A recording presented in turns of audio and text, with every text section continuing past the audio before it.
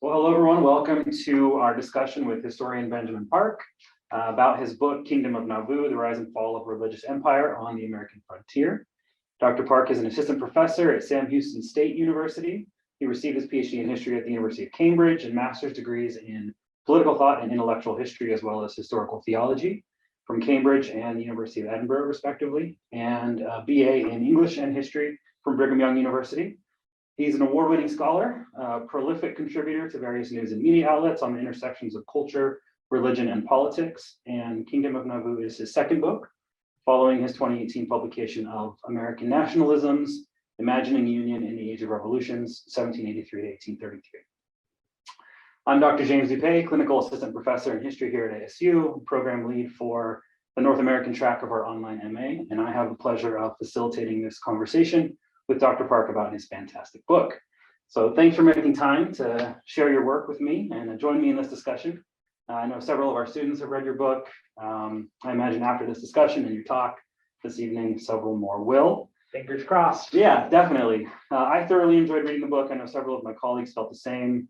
It tells this story in a way that I think is both readable and at the same time you offer some really profound room for thinking about the complexities of state building and the tensions between liberty and order. And so I thought to start, why don't you just share a little bit about why you wanted to tell this particular story? Well, thank you. That's a very kind introduction. Maybe I can get your remarks to send to my mother so she can know that what I'm doing is worthwhile. Why I wrote this book, it's a great question. I was raised in the LDS tradition. In fact, I first became interested in American religious history by studying my own religious background, but I never expected to write a book on Mormonism. As you mentioned, my first book was on American nationalism and politics. And it wasn't until 2016, the LDS Church announced that they were releasing the set of documents titled the Council of 50. And maybe we'll talk more about this later, but the Council of 50 was this last council that Joe Smith organized shortly before his death.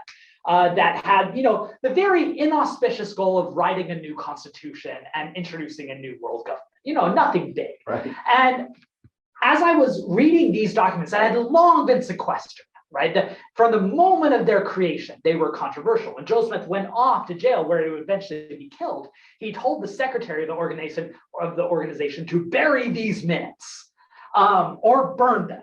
Luckily, he buried it and didn't burn them. And they were finally released in 2016. And when I was reading those minutes, I discovered in them, I'm like, this is the most potent expression of democratic discontent in early America. And what I mean by that is in 21st century America, we often take democracy for granted, right? We think no matter what our disputes, what our problems are, that the solution is found in the democratic system. And that wasn't the case in early America because democracy was still an experiment. And so much of my scholarship has been focused on people addressing the problem of democracy. And so when I read these Council of 50 records, I'm like, all right, maybe this is my chance to actually write about Mormonism. And Kingdom of Nauvoo was the result. Okay. So that sort of changes perhaps the next question that I have for you. Maybe you can talk more about these sources. Yeah. People who study religion and American history in the 19th century or some of us at least, are aware of this new source material that became available. Talk a little bit about how these new sources both made this book possible and also changed the way that you may have told this story had you attempted to write it before the sources were available. Yeah, as historians, we're rooted to our sources, right? The sources dictate the stories we tell. And so, as with any set of records that become confidential, lots of grandiose stories come out about what's in those sources. Right. And so, the rumors of what was comprised in these records range from Joseph Smith being crowned a king to them orchestrating an assassination of a US president. And so there's this none of that stuff panned out, unfortunately, or fortunately, depending on how you are. It wasn't as scandalous. But what you get in these records is a very deep strain of anxiety and disgust with the American government. So you get this, some of the things that we just assumed they were thinking, they said out loud, saying democracy is a failure. We can no longer exist within the American institution. The United States has betrayed us. And so I was able to, by through these records, give, I think, a much more compassionate story for like what led these people to decide that the only way to preserve their rights is to establish a theocratic government. Right. Okay. Interesting. Oh, well, I definitely want to get to more of that. You wrote this book, I think, in a style that perhaps not a lot of historians use, and that's a narrative style. Talk to me about why you chose to structure the book this way. A little bit about, once you made that decision, how you went about structuring it this way. You know, what were the sort of choices that you had to make? Yeah, so it was a big change from my first book. My first book was, as most historians write, thematic, and it's structured around ideas as opposed to people. But I realized that the lessons of Nauvoo applied to a much broader array of people, right? So I wanted to speak to a general public as much to other scholars and students and so forth. And honestly, a lot of the lessons that I learned in how to write this book came from teaching students, right, in the classroom, trying to find out how to engage them. And that's often through stories. So each chapter has to be focused around a theme with key characters interwoven. And one of the great piece of advice that my editor gave me was like to approach each chapter as a short story. It has to have a beginning, a middle, and an end, and a narrative arc. So there are a number of things that I had to learn in writing a narrative version. One is you have to focus on character development, right? You have to look at these historical figures and flesh them out as people, because they were people, right? They weren't just, names on a paper. They had feelings, they had experiences. You had to have a narrative arc. You had to be able to cause tension and ask questions. So even like starting out a section with a question that like keeps that issue on the reader's mind. And then perhaps the hardest thing for me in writing a narrative voice was learning not to overquote. The first draft of my manuscript that I sent to my editor, I thought like, I know how to write for an audience. And I sent it off, and the first thing the editor sent back was cut out 80% of your quotations. And which is hard for us as historians, because as historians, those are our evidence. They're, as the kids call it, receipts, right? We want to show that there is proof for what we're saying. But what happens that when you overpopulate your text, it's really good for when you're talking to other specialists, but you lose the narrative, right? You have to have a narrator's voice. And as my editor often told me, he's like, don't pawn off the key points to your subjects. You have to say this. And so learning how to be judicious in when drawing from sources and when to summarize or paraphrase, that was quite crucial. And then circling back to students being at the heart of all of it, realizing, okay, I have all this cool stuff, and of course as historians we want to show off all the research we did, justify our research trips, right? I went to the Beinecke Library, and so to justify it I'm writing this section. After realizing, does that really matter for the story? Is it moving the narrative along? Because if not, save it for a lecture and cut it out here. Okay. So not only does your book move the way that narrative sort of allows, but I think it also does complex analytical things. And so how did you balance thinking through including analysis while at the same time making sure that your plot was moving along, that you were doing that character development, that you weren't losing characters or losing threads that you'd started with? Talk about those challenges. Yeah, it's a balance that I'm still trying to find out. So I'm glad to know that some people are thinking that I'm striking a balance, even though it's definitely not the balance.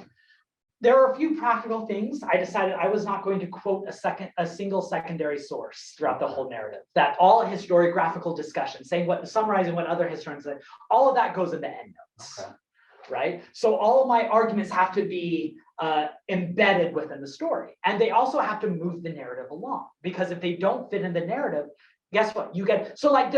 For example, I make one argument in the book of when I think a guy by the name of William Law, who was close to Joseph Smith in authority, he served in the first presidency, when he learned about polygamy, because we don't know when he learns about polygamy.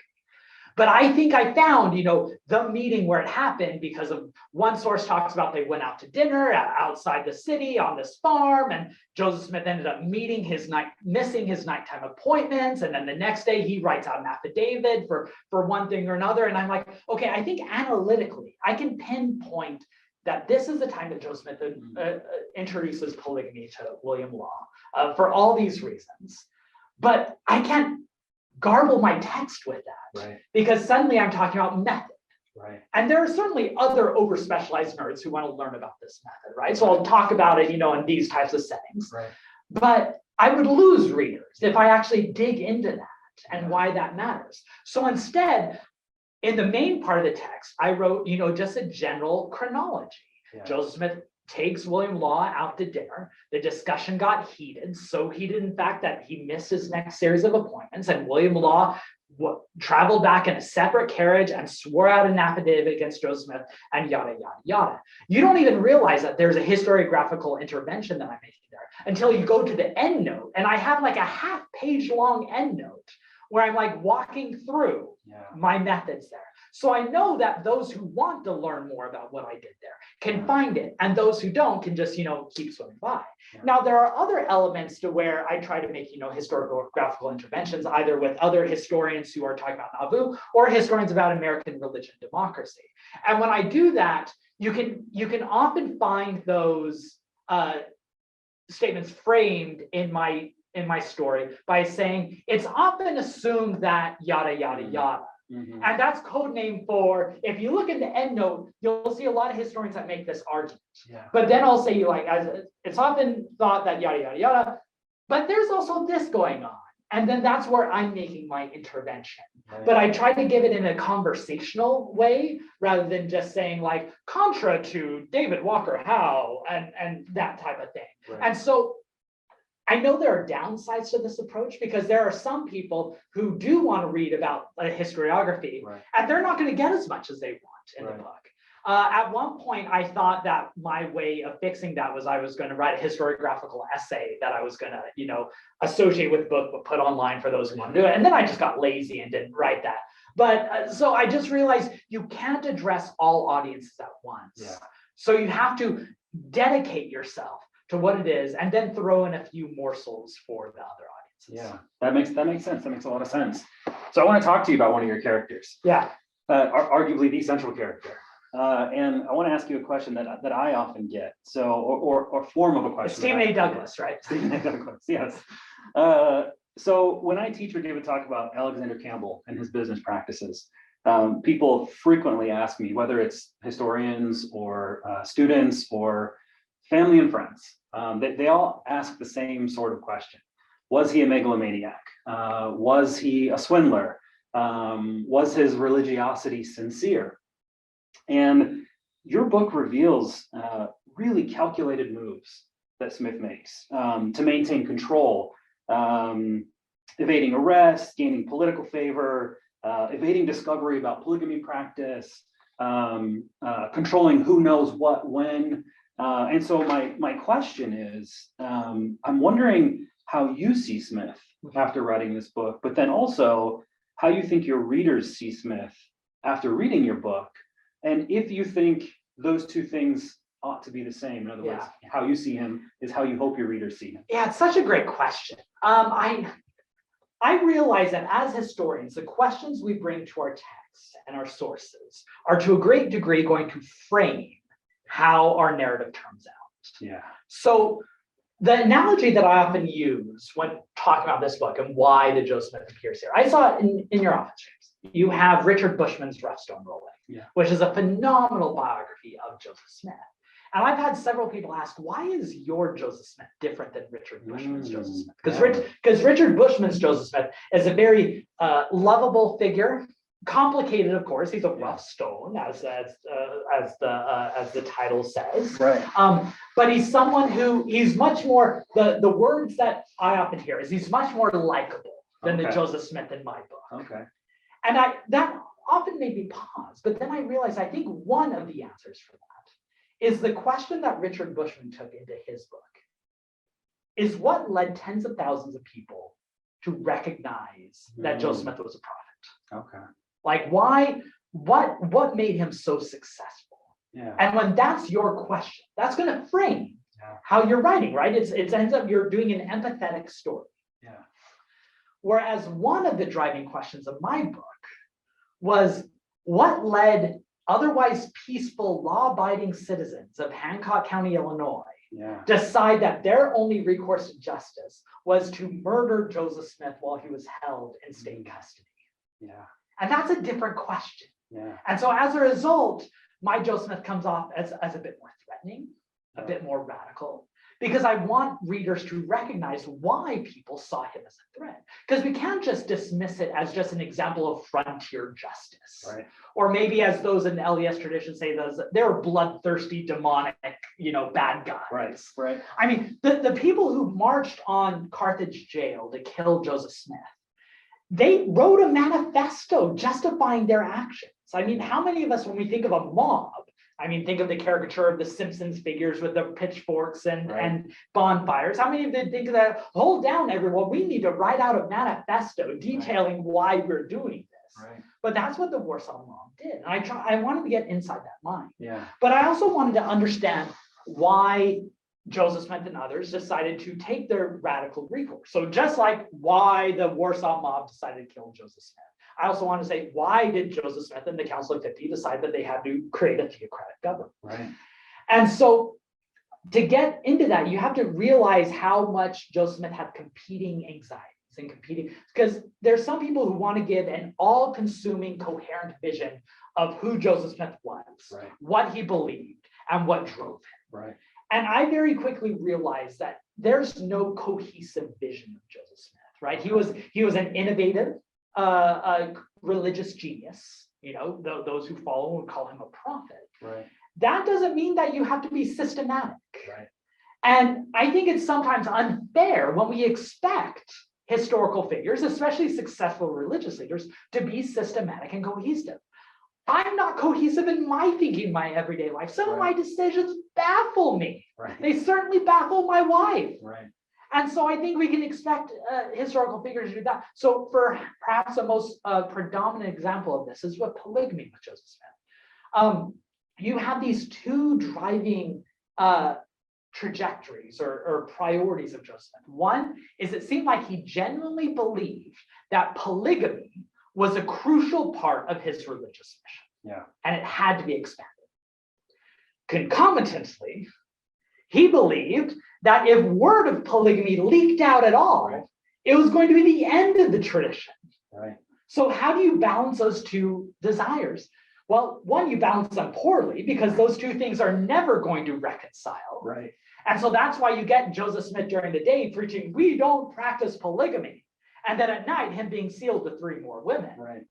And so, one approach to take away with that, he was hypocritical. He's not, he's lying. He's, he's a swindler. He's a con man. And, that's a fine resolution that some people can come to. I don't think that's the whole story. Yeah. Because as I mentioned in the book, there are a lot easier ways to justify extramarital affairs than coming up with a complicated theocratic system of the heavens based on a patriarchal order that was going to govern the cosmos for eternity. Right? So trying to dig into that it makes people much more complicated, multi-layered, even if we never get the fully systematic figure that we as historians want. Yeah. Okay. I like that answer. I often just say, I think he was sincere and not a swindler. Yeah. And people always want more, but yeah, it's complex. Okay, so this next one's a bit convoluted. I love convoluted answers. Questions, bring it on. And it has to do with thinking about the role of mob violence and the role of the mob. You mentioned the mob.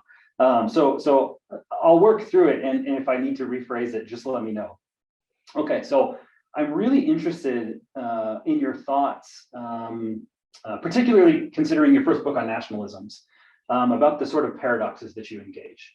So tensions between liberty and order, are there limits to religious freedom? Can democracy accommodate contrasting views? And also, what is success, right? So what does success look like for a young nation that claims to value religious freedom and democracy? I think success looms large in your framing of the book. And you argue, and I'll quote you here, rather than serving as an outpost for America's expanding economic empire, one defined by individualism and capitalistic enterprise, the village came to represent an indictment of the nation's failings. But as I read that, and as I read through your book, I caught myself wondering if, as you say, America's expanding economic empire was defined by individualism and capitalistic enterprise, which I agree that it was. Isn't this a story of national success? Meaning, doesn't mob violence in this case and repeated Mormon removal articulate the contours of American democracy and religious freedom? And isn't this a case where America's conflict over the shape of nationalism or over the shape of what the nation ought to be comes into focus? And if not, why not? Unpack that a little bit for me. Wow, I wish you would have asked me that question before I finished the book, James. That would have been really helpful. No, I think it's a great question, and it makes me think about. I'm right now reading through Robert Gross's massive Transcendentalists in Their World, which is a social history of Concord, Massachusetts. And one of the key themes of the book, theses, is that this community transforms from this communitarian, community-focused village into an individualistic, capitalistic morass. And it's against that context of the Transcendentalist kind of stuff. Right. So now going to Nauvoo, I think what the story shows is, first of all, I don't think the Mormons' critique of American society was unique.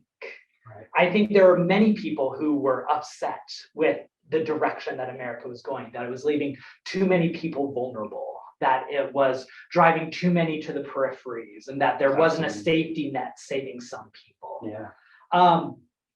And so, to a degree, I think the expulsion of the Mormons, to a lot of people, it was a success because it was an example of the majoritarian rule coming out. What Alexis de Tocqueville, the great French philosopher and visitor, called the tyranny of the majority, right? That, and in the end, that's what ended up justifying those who killed Joseph Smith. And one of the reasons why they were exonerated when they were brought to court the next year is basically the court decided, how can we punish these people for fulfilling the wishes of the majority? Right. And so therefore, I mean, that's just the majority have spoken. Yeah. And it's not, so in many ways, it's a triumph of the Jacksonian principle. Right.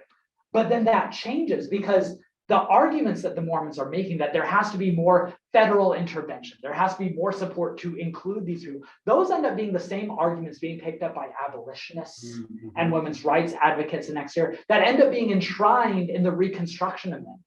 That the 13th, 14th, and 15th Amendments that not only guarantee the rights of the individuals, but say that those rights of the individuals are so sacred that they have to be enforced by the federal government, not the states, because we can't trust local majorities to ensure this.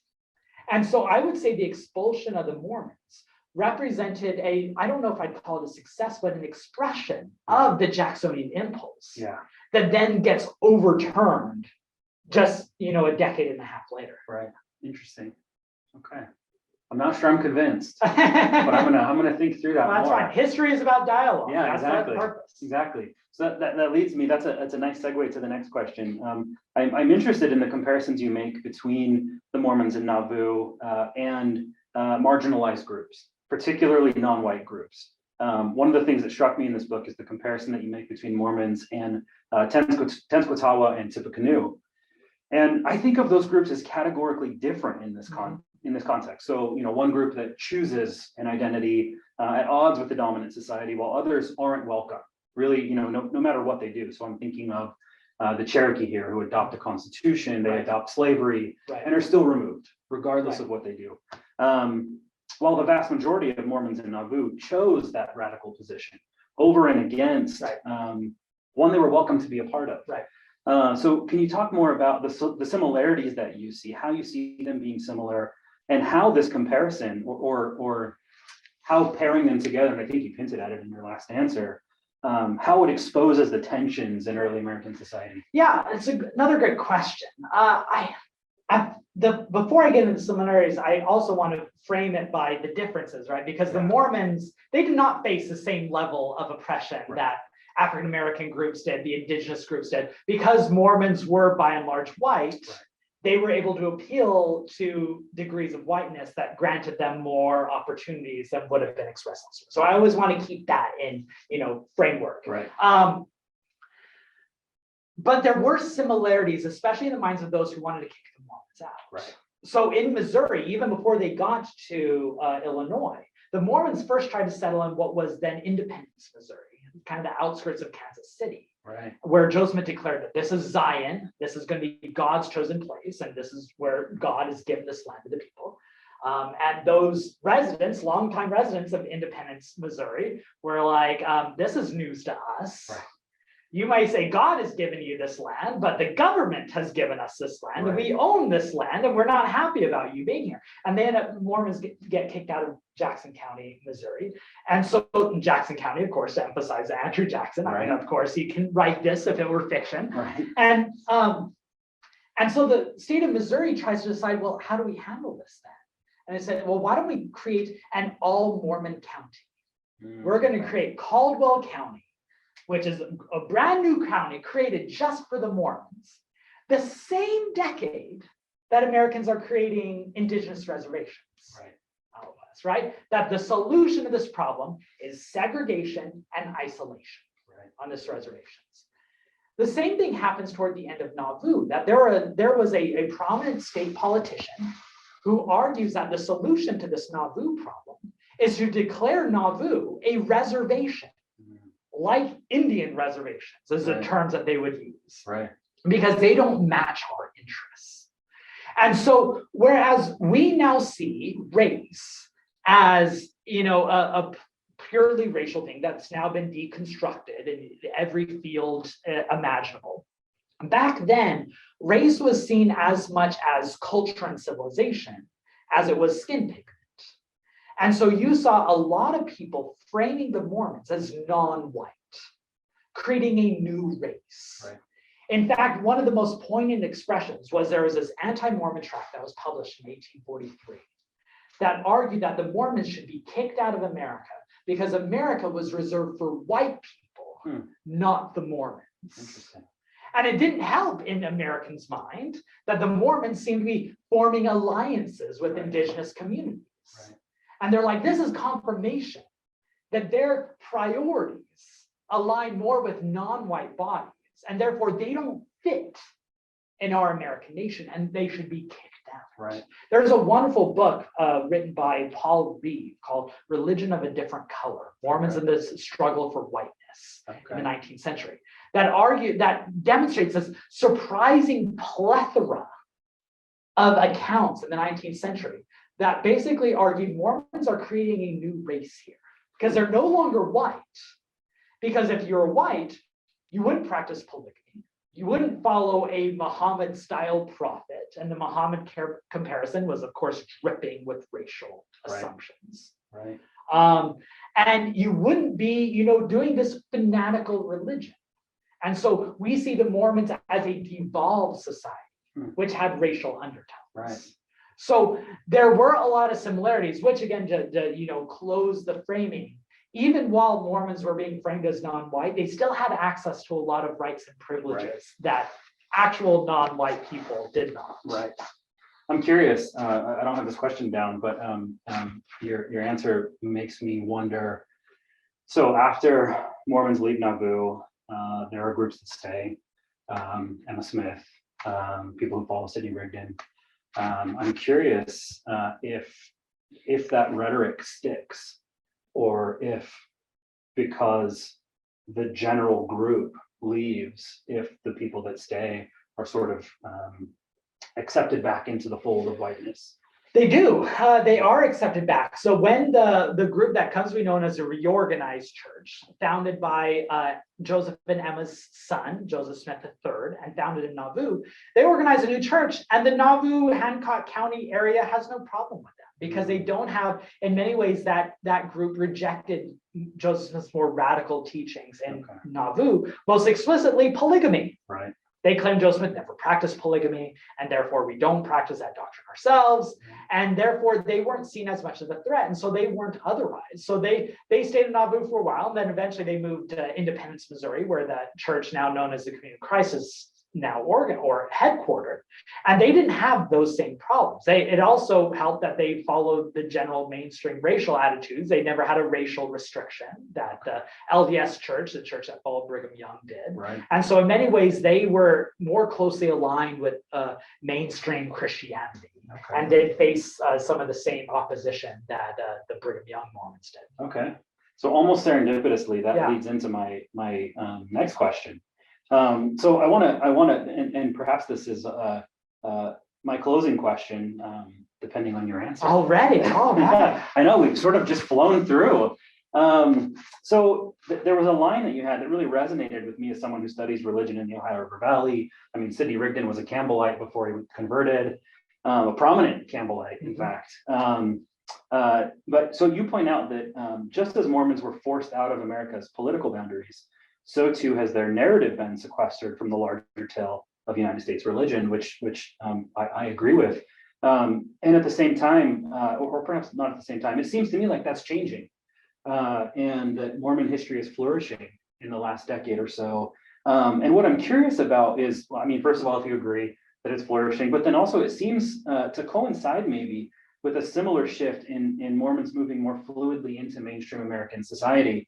And I'm just curious about your thoughts on that. Do you think that both Mormon history is garnering more attention and that there's sort of a twin shift happening here in the last decade or maybe 2 decades? Such a great question. And of course, I can rhapsodize on for a long time about this. So I do think that for a long time, Mormons were seen as these oddities in American religious history, right? And even after Mormonism assimilates across the 20th century, when they give up polygamy, they give up theocracy, they embrace the two-party system, they're still kind of held at arm's length. Yeah. Right. The great analogy is always like America embraces BYU football and the Osmonds, Donnie and Marie. Yeah. As long as they're on the field and on the stage performing, we're fine. But as soon as you start intermingling, that changes. I think a lot of that falls away in just the last 30 years with the rise of the religious right in America. Yeah. That suddenly the Mormons are not just kind of these outsiders who are along for the ride, but they're collaborators on political, social, cultural movements. Yeah. And I think that bought them a lot of capital. And it helped that we had a lot of prominent national figures like Mitt Romney's run for the presidency in 2008 and 2012. You can almost see in microcosm this moment of in 2008, people weren't fine with Mitt Romney's Mormonism. There was a lot of attention that caught Mitt Romney's campaign aghast. They're like, wait, we have to talk about this Mormon thing? We thought we were past this. But then after that one round, Mitt Romney comes around again in 2012, and suddenly Mormonism isn't an issue anymore. You know, you think about in Catholic studies, there's always a story of like Al Smith's run in 1928 kind of, plowed the ground where we're not ready for a Catholic president yet. But then 3 decades later, John F. Kennedy comes around and we've moved along. In Mormonism, it almost happened a lot more compact and ironically with the same figure. Mitt Romney in 2008, Mitt Romney 2012, where a lot changes there. I think it helped because suddenly they're seeing Mormons as more of a cultural embedded force. The LDS churches did this big I'm a Mormon campaign. There was the Book of Mormon play on Broadway. There was the Big Love TV series on HBO, which normalized polygamy of all things. So suddenly they weren't seen as exotic. And so in scholarship, scholarship always follows culture, right? Once cultural starts embracing something, scholars are like, okay, maybe there's something here.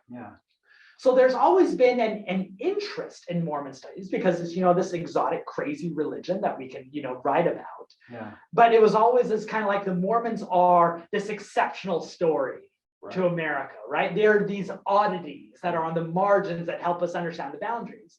Whereas I've taken heart with the rise of scholarship in the last few years that say, actually, we can study the Mormons to understand America, to understand religion, not just to understand them, but to understand what they teach us about American religion.